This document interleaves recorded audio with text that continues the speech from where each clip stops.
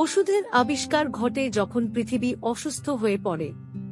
মানুষের কষ্ট ও বেদনা পৃথিবীর বিভিন্ন পথের সন্ধান দেয়, যেমন হোমিওপ্যাথি, অ্যালোপ্যাথি, আয়ুর্বেদ, প্রাকৃতিক চিকিৎসা, অস্টিওপ্যাথি, ইউনানি, সিদ্ধ, ইয়োগা ইত্যাদি। আসুন তাদের মধ্যে হোমিওপ্যাথির উপর একটু নজর দেওয়া যাক। হোমিওপ্যাথি কি এবং এটি কিভাবে কাজ করে?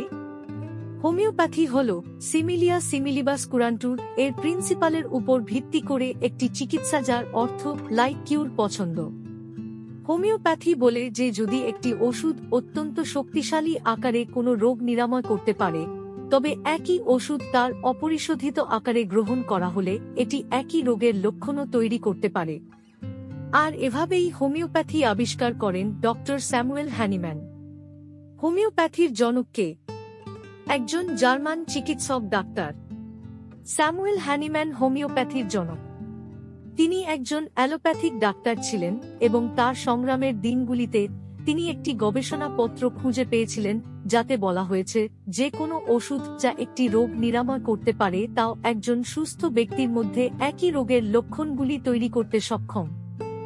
এবং এটি প্রমাণ করার জন্য ডক্টর হ্যানিম্যান নিজে নিয়মিত সিনকোনা বার্ক অর্থাৎ কুইনাইন খাওয়া শুরু করেন এবং কয়েক সপ্তাহের মধ্যে তিনি দেখতে পান যে এটি অন্তর্বর্তী জ্বরের ম্যালেরিয়া উপসর্গ তৈরি করে।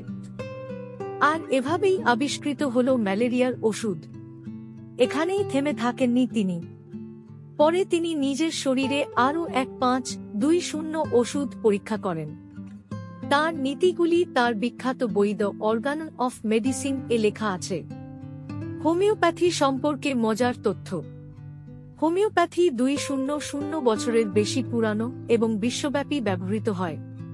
এটি বিশ্ব স্বাস্থ্য সংস্থা দ্বারা বিশ্বের দ্বিতীয় বৃহত্তম থেরাপিউটিক পদ্ধতি হিসাবে স্বীকৃত। অন্যান্য ধরনের ওষুধের বিপরীতে হোমিওপ্যাথির কোনো পার্শ্ব প্রতিক্রিয়া নেই।